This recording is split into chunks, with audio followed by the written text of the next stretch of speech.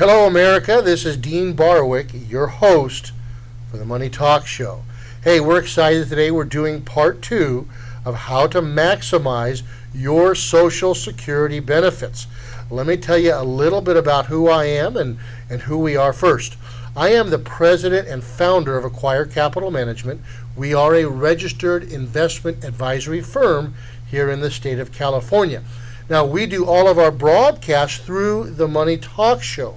And, of course, we broadcast all over the world. If you're in the state of California, you'd like to talk to us or get some investment advice, please go to themoneytalkshow.com under Advisor Referral, request Acquire Capital Management, or go to acquirecapitalinc.com and contact us directly. We'd be happy to help you.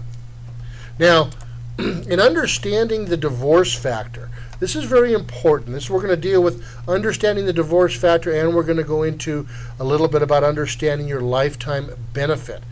Let me ask you this. How does a divorced spouse qualify for benefits, for the Social Security benefits?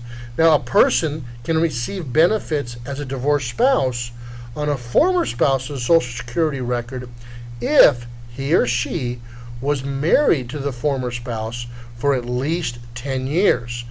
Now, they have to be at least 62 years old, they have to be unmarried, and they are not entitled to a higher Social Security benefit on his or her own record.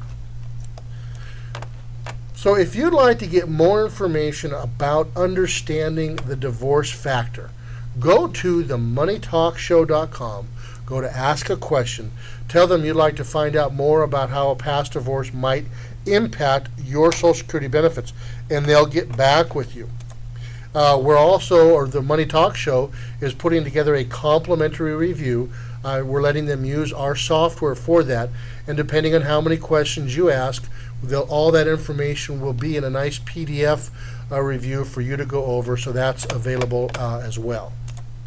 Now, talking about learning your total benefits over your lifetime, and that's really important. Once we know your primary insurance amount, or your PIA, and your full retirement age, the FRA, we can calculate each of the 96 different monthly benefits you could receive.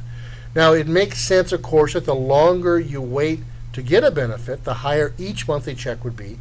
However, each month you wait for a larger monthly check is also one less month of benefits you'll receive over your lifetime.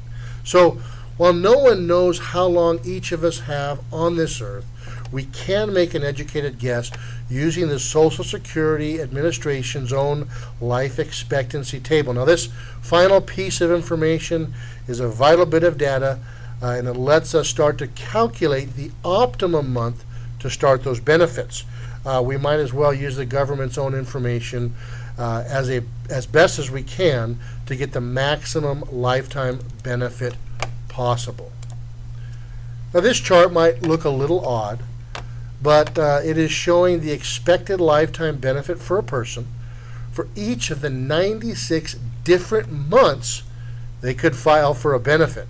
Now, one interesting fact to note, most people will file their benefits either at age 62, 70, or at their full retirement age.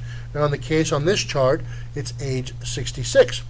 However, none of those three filing times is actually the optimum age to trigger benefits. It's actually age 67 and 2 months on this particular chart. Now, while the planning software I use will default to a life expectancy, it's very easy to adjust that. For instance, we talked earlier about using the government's tables, but if your family history suggests a longer life expectancy, we can use a different life expectancy, which will produce a different result, and it'll give a recommended recommendation customized to your specific situation. So, talking again about learning total benefits over your lifetime, if you'd like to receive more information and have this included in your customized report, go to Ask a Question at themoneytalkshow.com and tell them that you'd like to learn about getting maximum benefit over your lifetime. And of course, not just a monthly check, but you don't have to put that in the question there.